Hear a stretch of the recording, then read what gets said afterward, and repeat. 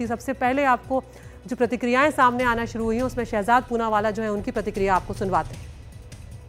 खबर यह आई है कि हिंडनबर्ग ने अपनी दुकान बंद कर ली है। एक बात तो स्पष्ट है कि हिंडनबर्ग एक टारगेटेड सुपारी लेकर भारत की अर्थव्यवस्था को बर्बाद करने की मंशा से और निजी मुनाफा कमाने की मंशा से काम कर रहा था।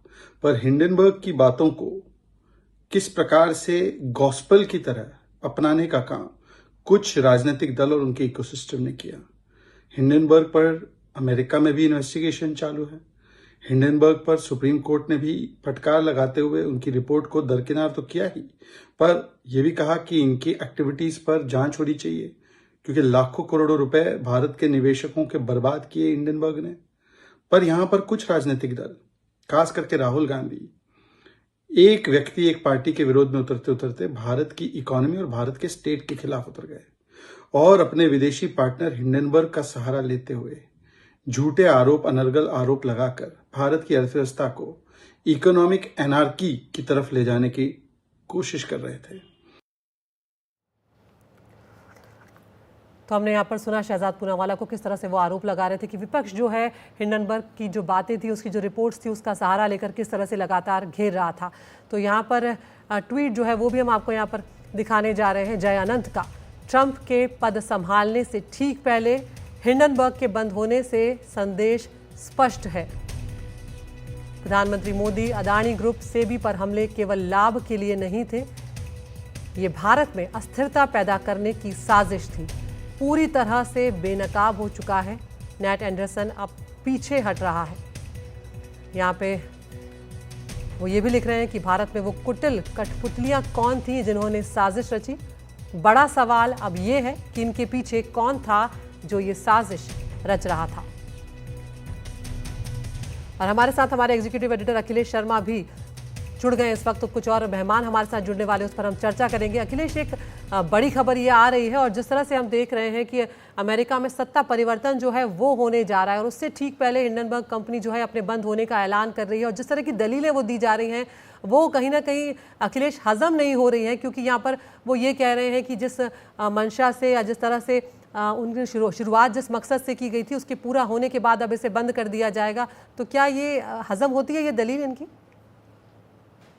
बिल्कुल नहीं होती अदिति, और कई सवाल भी खड़े करती। सबसे पहला सवाल तो यही है कि जब वो कारण नहीं बता रहे हैं कि किस कारण के चलते वो ये बंद करने का फैसला कर रहे हैं, तो इसी से उनकी मंशा पर सवाल उठ जाते हैं। और दूसरा सवाल इसलिए उठ जाता है कि टाइमिंग आप देखिए कि टाइमिंग ये है कि जब एक सरकार जा रही है अमेरिका में, दूसरी सरकार कुछ ही दिनों में बनने जा रही है डोनाल्ड ट्रंप की, उस दौरान वो ये फैसला करते हैं।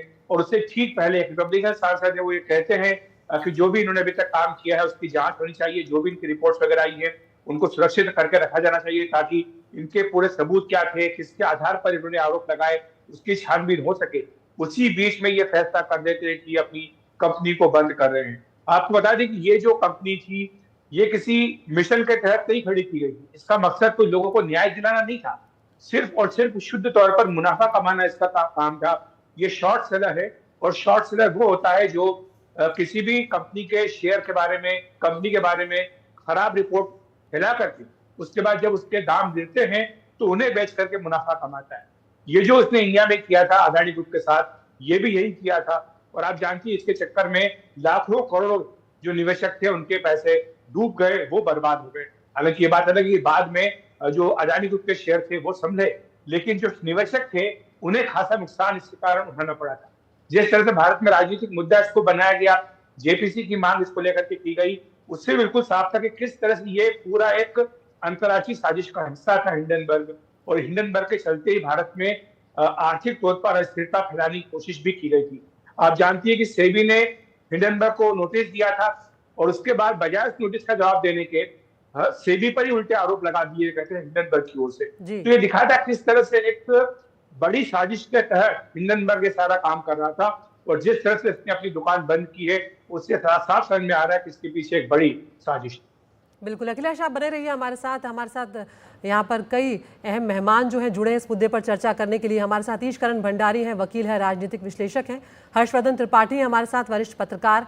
हितेश जैन हैं, वरिष्ठ वकील हैं। तहसीन पूनावाला हैं, राजनीतिक विश्लेषक। और अमन चुग हैं, अर्थशास्त्री हैं। तो तो यहाँ पर हर्षवर्धन जी, सबसे पहले मैं आप ही के पास आऊँगी। जिस तरह से हमने देखा, अखिलेश जो बात कह रहे हैं कि किस तरह से हमारी अर्थव्यवस्था को पूरी तरह से यहाँ पर चोट पहुँचाने की कोशिश की जा रही थी, और अब जिस तरह से बंद किया जा रहा है, कई सवाल यहाँ पर उठ रहे हैं हिंडनबर्ग कंपनी पर।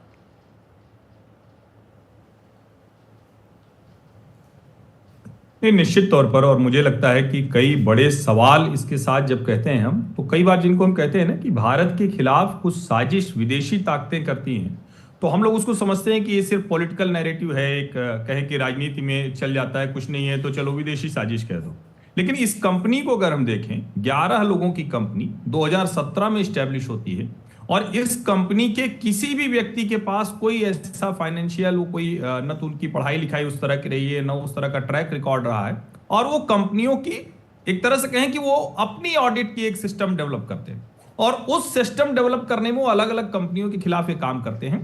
और कहने को तो रिसर्च फर्म है, लेकिन ये शॉर्ट सेलर रिसर्च फर्म है, और वो शॉर्ट सेलर रिसर्च फर्म बाकायदा अपनी रिसर्च रिपोर्ट दूसरी कंपनियों को भेजती है, यानी बाकायदा उनका क्लाइंटल बेस है। अब एक तो ये वैसे ही ये कॉन्ट्राडिक्टरी है, ये एक तरह से कहें तो क्लैश ऑफ इंटरेस्ट है, लेकिन उससे बड़ी बात जिसको हमने भारत के संदर्भ में देखा, अडानी समूह के खिलाफ कोई रिसर्च रिपोर्ट जारी करे, कोई कुछ गलत है कुछ सही है, उसमें किसी को कोई एतराज नहीं हो सकता, या किसी के भी खिलाफ कोई जारी करे कोई कंपनी हो। लेकिन जब आप देखते हैं कि भारत की एक कंपनी दुनिया के अलग अलग देशों में नए प्रोजेक्ट्स को हासिल करती है, दुनिया के अलग अलग देशों में वो नए इंफ्रास्ट्रक्चर प्रोजेक्ट में बहुत मजबूती से आगे बढ़ रही होती है, और तब अचानक उसके खिलाफ रिसर्च रिपोर्ट के नाम पर ये जो शॉर्ट सेलर फर्म है उसको जारी करती है। फिर उसको दुनिया के बड़े पब्लिकेशन, जिसको हम कहते हैं कि अलग अलग जो फाइनेंशियल अखबार हैं, और उनके जरिए उस रिपोर्ट को बढ़ाया जाता है। भारत में कुछ लोग उसको लेकर, जिसको हम देशज भाषा में कहें कि ले उड़ते हैं, कौवा कान ले गया अपना कान नहीं देखा, और उसके बाद भारत की पूरी जो सोवरेन इंटीग्रिटी है उस पर सवाल खड़ा करने की कोशिश होती है। दुर्भाग्य से भारत के नेता, और मैं इसमें सीधे सीधे कहूंगा कि राहुल गांधी ने जो काम किया है वो बहुत गलत काम किया, बहुत खराब काम किया। अब तो ये कंपनी 7 साल 8 साल में बंद हो गई।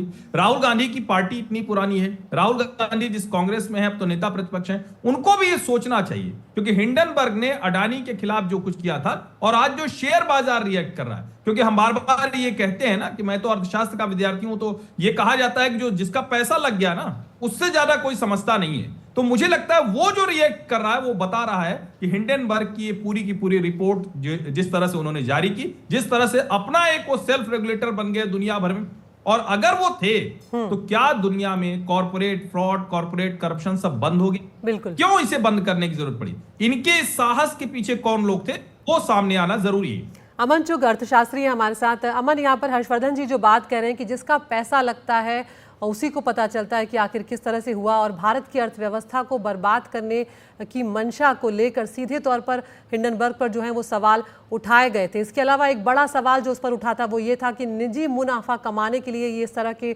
शॉर्ट सेलिंग का जो काम है वो करती रही है, और ऐसे में अब जब ये खबर आ रही है कि कंपनी बंद होने जा रही है, आपकी पहली प्रतिक्रिया मैं जानना चाहूँगी आप। बिल्कुल सर, नमस्कार है, जय भारत है। देखिए, मैंने पहले भी जिक्र किया 2-3 बार आप ही के चैनल पे कि ये जो पूरा गेम प्लान था, हिंडनबर्ग को एक तरह से लेटर ऑन एंट्री दी गई थी। ये एक्चुअली गेम प्लान जनवरी 2023 से शुरू किया गया था। इनफैक्ट कतर इन्वेस्टमेंट अथॉरिटी ने क्या किया, क्रेडिट स्विस में स्टेक लिया, and Credit Suisse equity research firm ने हमारे अदानी स्टॉक्स का हायर टारगेट्स दिए।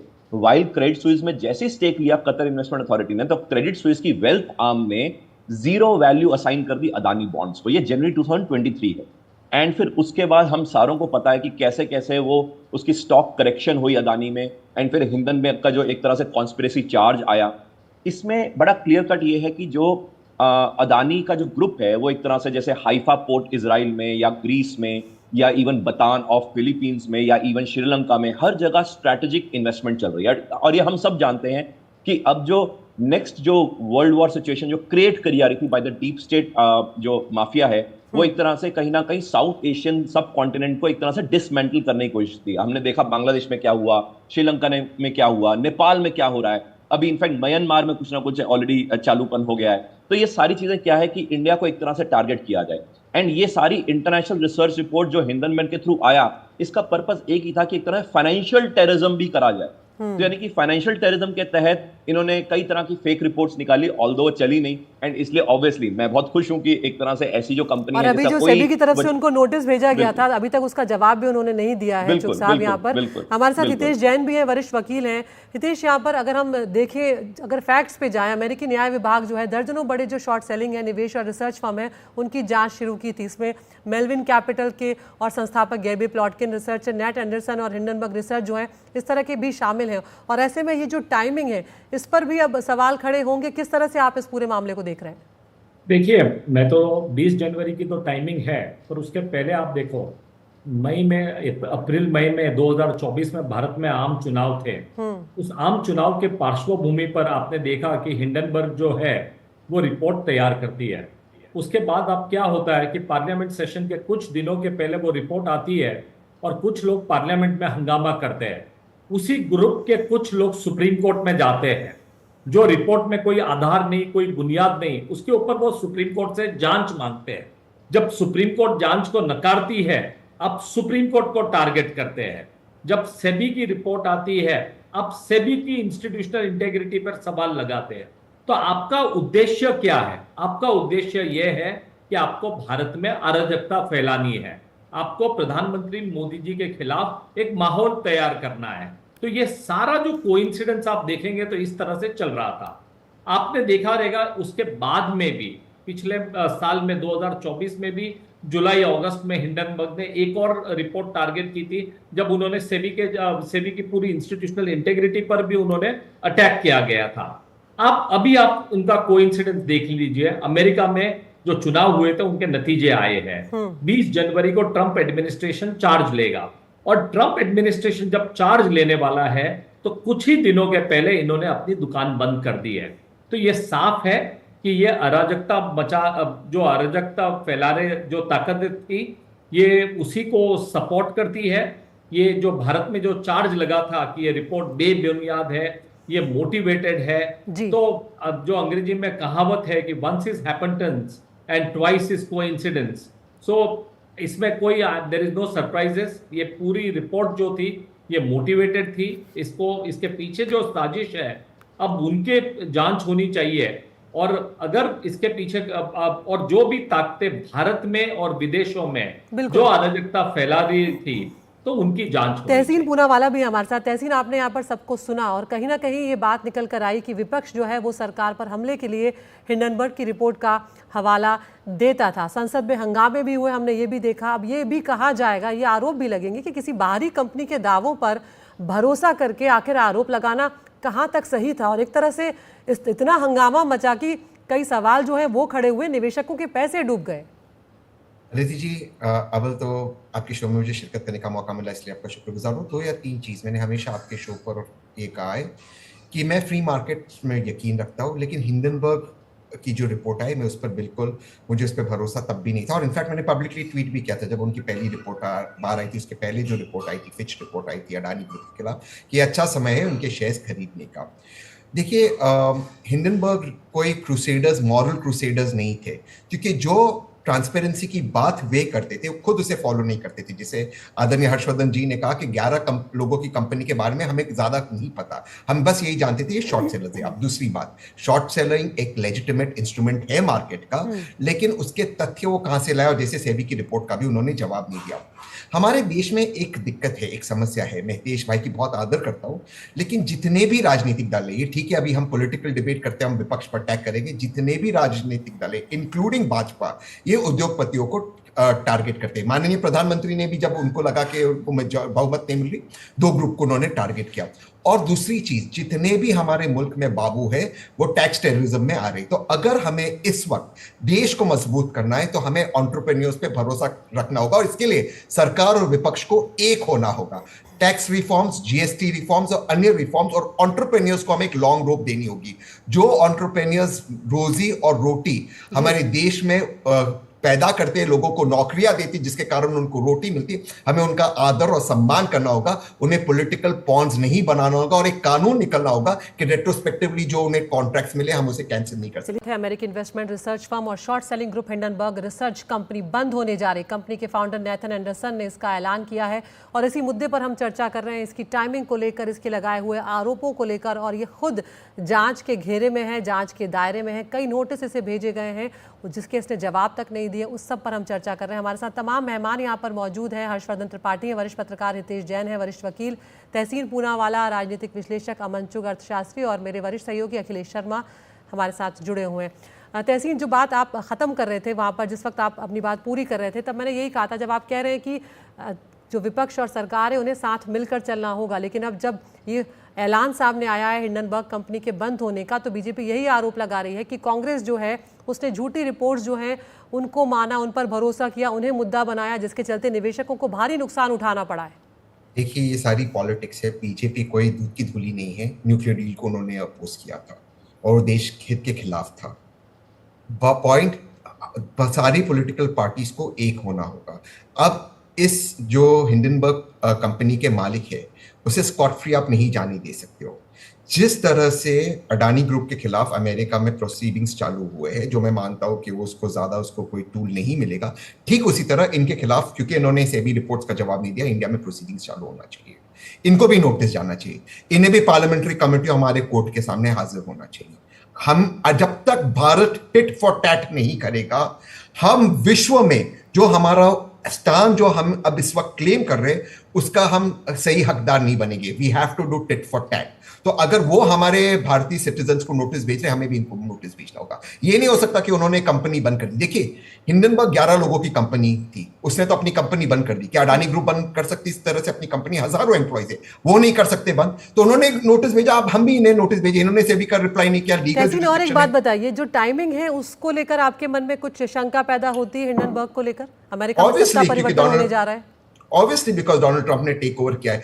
और इससे एक और चीज, भारत को इसमें और एक फायदा होगा डोनाल्ड ट्रंप के टेक ओवर करने से। हालांकि ये इकोनॉमिक से जुड़ा हुआ नहीं है हमें, और मैंने लास्ट टाइम भी आपके शो में कहा, बांग्लादेश में हमें प्लेइंग फील्ड मिल जाएगा, क्योंकि जो एनजीओ को बांग्लादेश में बिठाया था जो बाइडेन साहब ने, वो एनजीओ अब बंद होगा और भारत को प्लेइंग फील्ड बांग्लादेश के अंदर मिलेगा।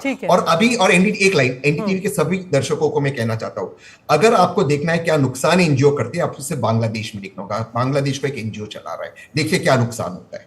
बिल्कुल। अखिलेश, यहाँ पर यही बात जो मैं अभी तहसीन से पूछ रही थी, वही मैं एक बार फिर से आपके सामने भी लाना चाह रही हूँ कि जब गैर जिम्मेदाराना तरीके से विपक्ष सवाल उठाएगा तो खुद विपक्ष की भूमिका जो है वो अपने आप ही सवालों में आ जाएगी, और इस मामले में कहीं ना कहीं ये होता हुआ नजर आ रहा है। निश्चित तौर पर आ रहा है, और जिन तथ्यों के आधार पर या कहें कि फिक्शन के आधार पर विपक्ष ये पूरी कहानी बुन रहा था, वही पूरी कहानी आप देख रहे हैं किस तरह से औंधे मुंह गिर रही है। और दूसरी बात यह है कि सिर्फ भारत की राजनीतिक स्थिरता को प्रभावित करना लक्ष्य था, ऐसा नहीं मैं मानता हूं। इसके और भी कई मकसद रहे हैं, और एक बहुत बड़ी ये सोच समझ करके पूरी चाल चली गई थी।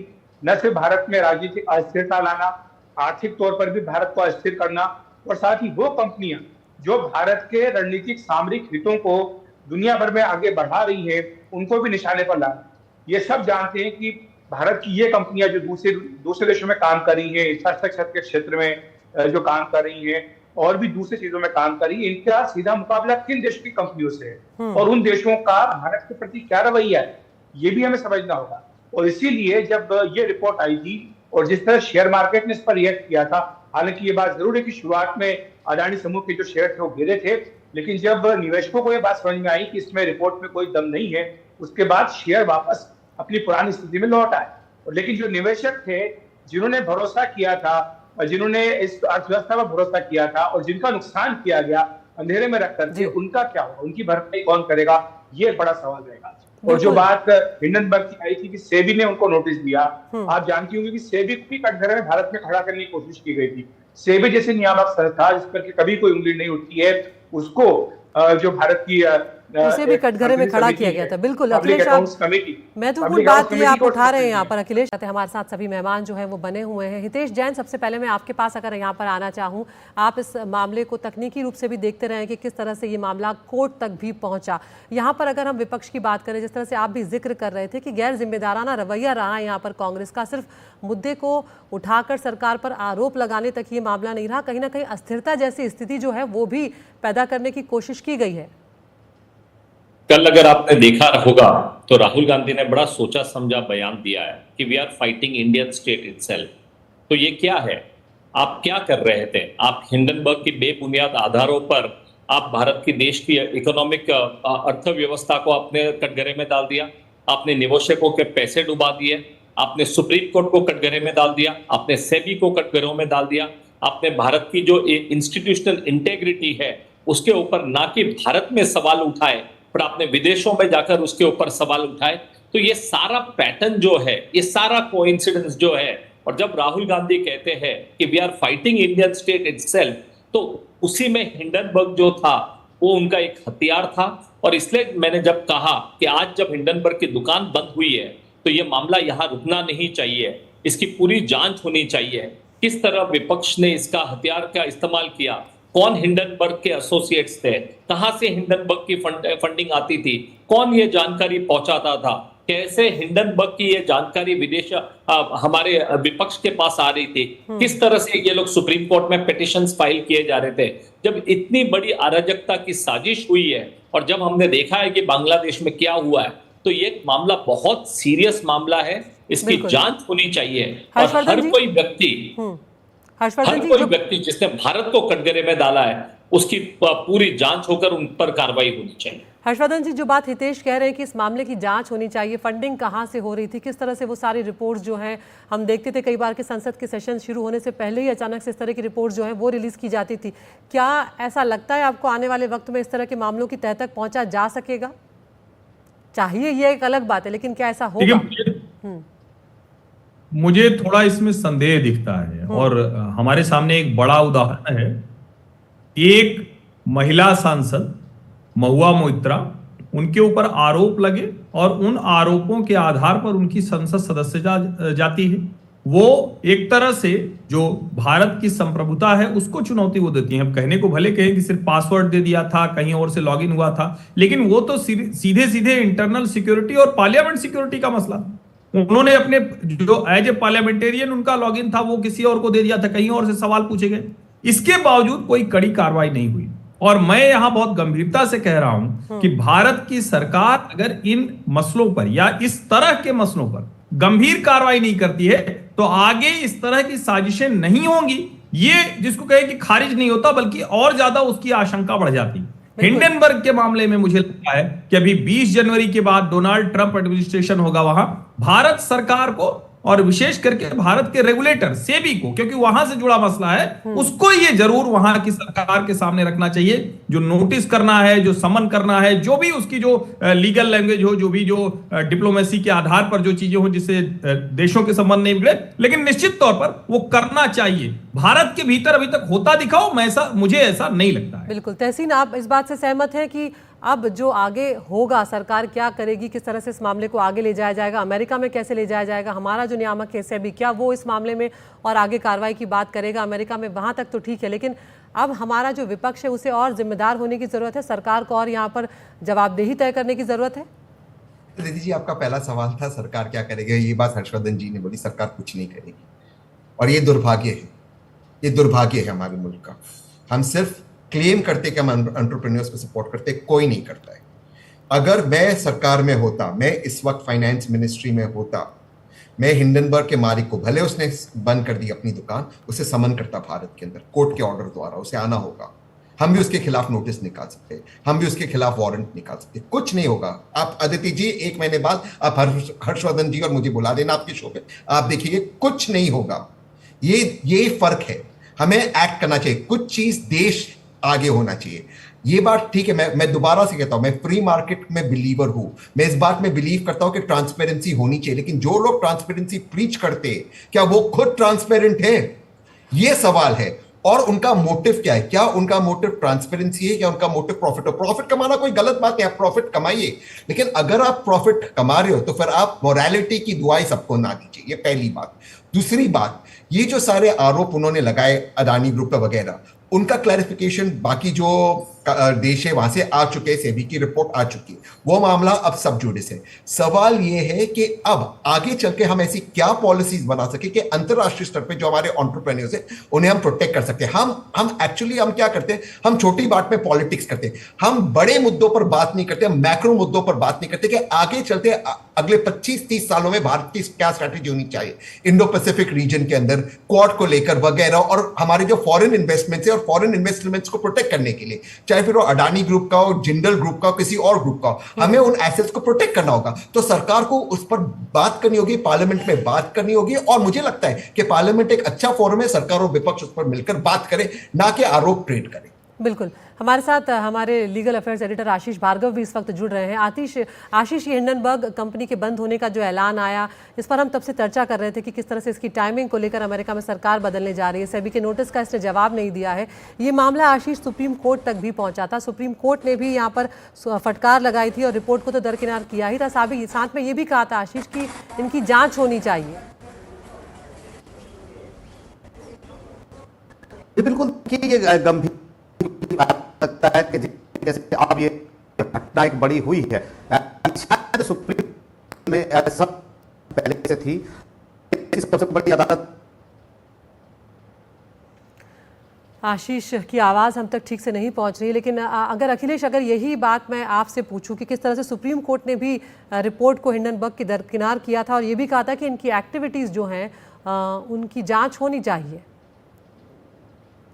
निश्चित तौर पर सबसे बड़ी अदालत है सुप्रीम कोर्ट, वहां पर यह मामला गया था और वहां पर सेबी को भी निर्देश दिए गए थे, एक कमेटी बनाई गई थी और उसके बाद कमेटी की रिपोर्ट भी पाया गया था कि इसमें कहीं भी कोई गड़बड़ी नहीं हुई है। और जहां तक हिंडनबर्ग का सवाल है, आप जानती है कि सेबी ने नोटिस भी जारी किया था हिंडनबर्ग को, लेकिन बजाय उसका जवाब देने के हिंडनबर्ग ने उल्टा सेबी को ही कटघरे में खड़ा करने की कोशिश की थी। और उसमें हुआ ये भी था कि जो पब्लिक अकाउंट्स कमेटी है उसके चेयरमैन ने सेबी के चीफ को समन करने का भी प्रयास किया था। तो ये कुल मिलाकर के दिखाता है किस तरह से हर मोहरे को आप देख के फिट करके इस पूरे किले को खड़ा करने का प्रयास किया गया था। ये हवाई किला जो बनाया गया था, ऐसा लगता है कि हिंडनबर्ग की दुकान बंद कर देने के बाद अब ये पूरी तरह ढह चुका है।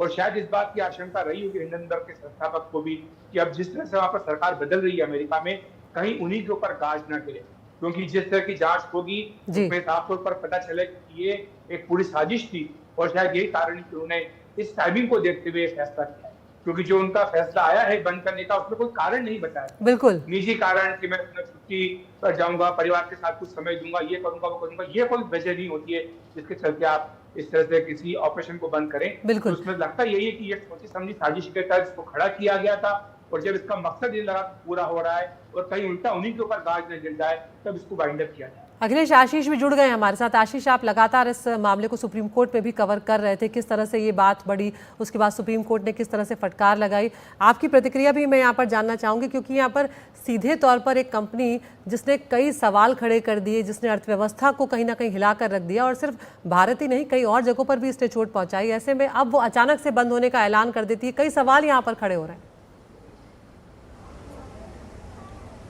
जी बिल्कुल, देखिए सुप्रीम कोर्ट को के मन में कहीं ना कहीं ये बात थी, इसलिए सुप्रीम कोर्ट ने इस मामले में जांच से इनकार कर दिया था और ये भी साफ बड़ी बात कही थी कि हिंडनबर्ग जैसे तीसरे पक्ष जो संगठन है उनकी रिपोर्ट को अंतिम सत्य नहीं माना जा सकता है और जनहित में इस तरीके के फैसले सुप्रीम कोर्ट ऐसी रिपोर्ट के आधार पर जांच के आदेश नहीं दे सकती हैं।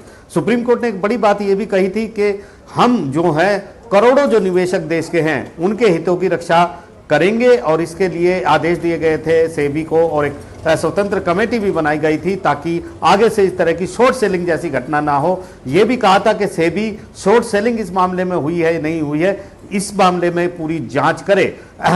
केंद्र की तरफ से सॉलिसिटर जनरल तुषार मेहता ने बड़े सवाल उसी समय उठाए थे और कहा था कि जब सेबी ने नोटिस कई एंटिटी को भेजा तो वहां से ये जवाब उनको मिला कि देश में कि यहाँ पर आए और यहाँ पर जो भारत में जो एनजीओ हैं उनसे बात करें, उनके जरिए हमें ये रिपोर्ट मिली थी। तो कहीं ना कहीं उसी समय सुप्रीम कोर्ट ने ये तय कर लिया था कि ये एक ऐसा मामला है जिसमें बड़ा दखल नहीं देना चाहिए इस तरीके का, और आगे जांच के आदेश देने चाहिए, क्योंकि ये मामला साजिश से जुड़ा है, करोड़ों निवेशकों के निवेश से जुड़ा हुआ मामला है। बिल्कुल। तहसीन, आप कुछ जोड़ना चाहते हैं, बताइए संक्षेप में। कि दिक्कत होती है कि हम बार बार कोर्ट में इस चीज से के साथ पहुंच जाते हैं कि शॉर्ट सेलिंग नहीं होना चाहिए, लॉन्ग बाइंग नहीं होना चाहिए। देखिए, मार्केट्स हमेशा फ्री होनी चाहिए। यहाँ पर आपके पैनल पे एक इकोनॉमिस्ट भी बैठे हुए हैं। हम अगर मार्केट्स को कंट्रोल करेंगे, भारत का नुकसान होगा। अगर कोई शॉर्ट सेलिंग कर रहा है तो कोई उसे खरीद रहा है, तभी शॉर्ट सेलिंग हो रही है। बात शॉर्ट सेलिंग या लॉन्ग सेलिंग की नहीं है, बात रिसर्च के बाद भारत पे अटैक की है। हम कभी कभी हेडलाइंस मैनेजमेंट में, और ये सरकार का दुर्भाग्य है, वो शॉर्ट सेलिंग को देखती है। इंस्टेड ऑफ शॉर्ट सेलिंग को देखना चाहिए कि हम एंटरप्रेन्योर्स को और इंडस्ट्रियलिस्ट को कैसे प्रोटेक्ट कर सकते हैं। हम रॉन्ग चीजों पर जाते हैं। मार्केट्स हमेशा फ्री होना चाहिए, पानी की तरह। मार्केट्स अपना रास्ता खुद ढूंढ लेंगे। अगर सरकार मार्केट्स को प्रोटेक्ट करेगी, मार्केट्स इवेंचुअली अर्जेंटीना, पूर्व अर्जेंटीना, जिम्बाब्वे की तरह क्रैश हो जाएंगे। सोशलिज्म की और प्रोटेक्शनिज्म की कोई जगह नहीं होनी चाहिए फ्री मार्केट्स के अंदर। बिल्कुल। यहाँ पर हमारे साथ अमन भी जुड़े हुए हैं। अमन, ये बात भी हम देख रहे हैं कि किस तरह से इन्होंने जो दलील दी है कि हम जो बंद करने जा रहे हैं, हम जिस मकसद से शुरू किया था वो मकसद पूरा हो गया है, इससे जुड़े और खतरे और पर्सनल नुकसान को मैं यहाँ पर भाप नहीं सका। लेकिन अगर हम अर्थव्यवस्था के लिहाज से देखें तो इसने कई देशों की अर्थव्यवस्था जो है उसे नुकसान पहुंचाया है। ऐसे में क्या कोई उपाय होते हैं, क्योंकि निवेशक जो है वो अपना जब पैसा लगा चुके होते हैं तो फिर खतरा वो मोल ले चुके होते हैं यहाँ पर। देखिए, पूनावाला साहब ने बिल्कुल सही कहा, मार्केट्स इनफैक्ट टोटली फ्री होनी चाहिए। एंड डेरिवेटिव्स वैसे भी हम कहते हैं शॉर्ट सेलिंग साइड पे डेरिवेटिव्स चाहे ऑप्शंस के थ्रू है या फ्यूचर्स के थ्रू है, वो लीगली अलाउड है and all over world allowed है। एंड साथ में इन्होंने एक और चीज बहुत अच्छी कही थी कि जिस तरीके से बांग्लादेश में एनजीओ का जो रोल प्ले रहा, इनफैक्ट अब मैं इसमें दो मुद्दे उठाता हूँ। यहाँ पे सिर्फ अदानी फोकस नहीं था, अदानी के थ्रू दो फोकस थे। पहला, मार्केट्स को तोड़ने का फोकस ताकि इन्वेस्टर्स एक तरह से सड़क पे आ जाएं। दूसरा, अदानी के ऊपर एलिगेशन लगाकर एक तरह से बैंकिंग टर्मोइल क्रिएट करने का। मुझे ऐसा पूरा लगता है कि जो जॉर्ज सोरस लेड या मे बी कई और तरह के जो डीप स्टेट एक्टर्स हैं, उनके कई तरह के फंड्स हैं एंड उसमें कई तरह के एनजीओज हैं जो हिंदुस्तान में जिनके कईयों के रूट्स हैं, उनके धागे खुल जाएंगे। क्योंकि इसमें सिर्फ हिंडनबर्ग की रिपोर्ट इन्वॉल्व नहीं थी, इसमें कई हेज फंड्स और कई एनजीओज का भी पैसा इन्वॉल्व हुआ होगा ये सारी तरह की डेरिवेटिव पोजीशंस लेने में। एंड साथ में एक एलिगेशन आपको याद होगा, फिच ने भी लगाया था कि बहुत ओवर लीवरेज है अदानी ग्रुप। एंड अब देखो, ओवर लीवरेज में क्या, 2000 अगर हम 15 की बात करें तो मोटा मोटा 55% जो लोन था वो पीएसयू से था, और आज के डेट में सिर्फ 21% लोन पीएसयू से है एंड 50% जो उसका डेट है वो इंटरनेशनल बॉन्ड मार्केट से आता है। यानी कि इसका मतलब ये हमारी home grown MNCs international world से पैसा रेज कर पा रही हैं, जो कि वेस्टर्न वर्ल्ड के एमएनसीज को या वेस्टर्न वर्ल्ड के जो डीप स्टेट है उसको ये नकारा नहीं है, वो मतलब इसको डाइजेस्ट नहीं कर सकते। इसलिए ये सारा जो खेल रचा गया कि अदानी, अंबानी एंड ऑब्वियसली हमारे हिंदुस्तान की पार्लियामेंट में भी ये सारा खेल रचा जा रहा है ताकि हमारी जो होम ग्रोन एमएनसीज है वो राइज ना कर पाए। एंड अगर वो राइज नहीं करेंगी तो जैसे रॉबस्टनेस जो हमारी हिंदुस्तान की इकोनॉमी जो ट्रांसफॉर्म हो रही है वो नहीं हो पाएगी। इसमें मैं 30 सेकंड और लूंगा। अगर आप देखो, हम ये समझते हैं कि मार्केट हमेशा इकोनॉमी का बैरोमीटर रहता है कि आने वाले समय में 80% रिफ्लेक्शन मार्केट आज करती है। तो आप देखो 2008 जनवरी में हमारा सेंसेक्स जो था 22,500 था। अगर इकोनॉमी की पॉलिसीज इतनी रॉबस्ट थी तो 2008 से लेके मे बी 2016-17 जब तक मे बी मोदी साहब 2014 में नहीं आए तब तक अल्टीमेटली क्यों नहीं बढ़ा। एंड आप देखो 2016 में वापस सेंसेक्स 22,500 ही था। तो इसका मतलब ये इकोनॉमिक पॉलिसीज खोलने से काम नहीं होता, इकोनॉमिक पॉलिसीज को time to time fine tune करने से काम होता है, जो कि एक प्रेजेंट गवर्नमेंट ने किया, जैसे रीजनल कॉम्प्रिहेंसिव इकोनॉमिक पार्टनरशिप के थ्रू या एक तरह से जो पीएलआई की स्कीम्स लाने के थ्रू। और मुझे लगता है उसी कारण सेंसेक्स फ्लरिश कर रहा है, जो कि इंटरनेशनल वर्ल्ड उसको डाइजेस्ट नहीं कर पा रहा। बिल्कुल। हितेश हमारे साथ बने हुए हैं। हितेश, यहाँ पर किस तरह से हमने देखा कि जांच को लेकर जो बात की जा रही थी कि भाई अमेरिकी न्याय विभाग जो है इस तरह के दर्जनों शॉर्ट सेलिंग जो है उनकी जांच इसने शुरू की थी। फेडरल प्रोसिक्यूटर ने इस बात की जांच शुरू की थी कि क्या शॉर्ट सेलर्स जो हैं समय से पहले नुकसान पहुंचाने वाली ये जो रिपोर्ट होती हैं, जो रिसर्च रिपोर्ट होती हैं, वो साझा करके अवैध व्यापार रणनीति में शामिल होकर शेयर करके कीमतों को कम करने की साजिश ये रचते हैं। तो इस तरह के गंभीर आरोप जब लगते हैं तो हमारी तरफ से भी एक्शन होना बेहद ज़रूरी है। देखिए, हमारे तरफ से तो एक्शन होना चाहिए और मैंने तो कहा है इस मामले में एफआईआर दर्ज होकर जो कोई लोग इसमें इस साजिश में शामिल थे उनकी जांच होनी चाहिए। पर मुझे एक बात तहसीन बार बार कह रहे थे कि हमने वेल्थ क्रिएटर को रिस्पेक्ट करना चाहिए। तो आपने देखा रहेगा सालों से प्रधानमंत्री जी तो अपने भाषणों में कहते हैं कि मैं तो वेल्थ क्रिएटर्स को रिस्पेक्ट करता हूं, मैं उनका आदर करता हूं, परंतु अगर वेल्थ क्रिएटर्स को किसी ने कटघरे में डाला है तो वो राहुल गांधी ने डाला है। अदानी अंबानी के नारे तो वो लगाते हैं। कल भी अगर आप देखेंगे तो जब कांग्रेस की इनॉग्रेशन थी उनके ऑफिस बिल्डिंग की, तब भी उन्होंने कहा कि इस देश में शेडी इंडस्ट्रियलिस्ट हैं who are getting the support and all. तो इस तरह की अगर आप भाषा देखेंगे तो ये राहुल गांधी की भाषा है। और जब वो कहते हैं कि my fight is against the Indian state, तो ये सारी भाषा जो है ये एक अराजकता की तरफ एक दिशा बताती है। सब देश को भी पता है कि इस अराजकता के एक्टर्स कौन है, ये राहुल गांधी और उनकी इकोसिस्टम जो है, जिन्हें अंदर से और बाहर से समर्थन मिल रहा है। ये लोग इंस्टीट्यूशनल इंटेग्रिटी को, जैसे मैंने आपको पहले बताया, ये उनको कटघरे में डालते हैं। तो ये काफी सीरियस मामला है और इसकी गंभीर जांच होनी चाहिए। तहसीन, आप जवाब देंगे हितेश की बातों का, क्योंकि वो यहाँ पर सीधे तौर पर कह रहे हैं कि राहुल गांधी ने जो कुछ किया पहले हिंडनबर्ग के मामले में वो तो है ही, और अब जो नया बयान आया है वो कहीं ना कहीं पुरानी सारी बातों को समेट कर देखें तो सवाल खड़े करता है। देखिए, बात राहुल गांधी जी या मोदी जी की नहीं है। हालांकि मोदी जी ने चुनाव के वक्त जब खुद उनको लग रहा था कि उनको बहुमत नहीं मिलेगी, दोनों ग्रुप्स पर खुद मोदी जी ने अटैक किया था और ये आरोप लगाया था कि वो ट्रक भर के पैसा विपक्ष को बेच रहे हैं। बात एक सिस्टम के हमारे मुल्क के कि जो भी सत्ता में रहते और विपक्ष में रहते वो इंडस्ट्रियलिस्ट एंटरप्रेन्योर्स को प्रोटेक्ट नहीं करते। अब आप देखिए, भारत का सबसे बड़ा एक्सपोर्ट क्या है? भारत का सबसे बड़ा एक्सपोर्ट भारत के बाहर उनके मिलियनेयर्स है, हाई नेटवर्क इंडिविजुअल्स। जितने भी लोग 100 करोड़ के ऊपर है वो दुबई, सिंगापुर में घर खरीद रहे। क्यों खरीद रहे? क्योंकि यहाँ पर टैक्स टेररिज्म हो रहा है। ये भी तो एक मोदी सरकार की असफलता है, वो भी तो एंटरप्रेन्योरशिप के खिलाफ है। तो हमें सिस्टम पर बात करना चाहिए। हम इंडिविजुअल्स पर बात कर सकते हैं, मोदी जी पे बात कर सकता हूं, सिस्टम पर तो बात होती है तहसीन, लेकिन बात यह है उस सिस्टम का हिस्सा ही होते हैं सत्ता पक्ष भी और विपक्ष भी। तो ऐसे में जब इस तरह की गैर जिम्मेदाराना हरकतें होंगी तो सवाल उठेंगे, यही मैं बोल रही हूँ। तो गैर जिम्मेदाराना हरकतें तो फाइनेंस मिनिस्ट्री से भी हो रही है। अगर आपका आज जिस तरह से जीएसटी एक्सटॉर्शन हो रहा है, जिस तरह से हमारे मुल्क में टैक्स टेररिज्म हो रहा है, आपके खुद के व्यूअर्स को पता है किस तरह से मिडिल क्लास व्यक्ति पर आज बोझ है, तो उस पर तो कोई सिस्टमैटिक बात नहीं हो रही, ना सरकार द्वारा ना विपक्ष द्वारा। कोई सिस्टमैटिक सॉल्यूशंस नहीं है। और जब तक आप लोगों को ईज ऑफ डूइंग बिजनेस नहीं देंगे, एंटरप्रेन्योरशिप ग्रोथ नहीं होगा। जब तक आप अपने एंटरप्रेन्योर्स को प्रोटेक्ट नहीं करेंगे। एंटरप्रेन्योर्स कहां से आते हैं? कोई मार्स से तो नहीं आता, भारत से ही आते हैं ना। ठीक है, आखिरी टिप्पणी अखिलेश मैं आपसे चाहूंगी यहाँ पर, क्योंकि सबसे ज्यादा जो आखिरी में सब लोग जो बात उठा रहे हैं वो यही है कि आगे इस मामले में कार्रवाई जरूर होना चाहिए। भारत को अपने स्तर पर इस मामले को यहीं पर छोड़ नहीं देना चाहिए।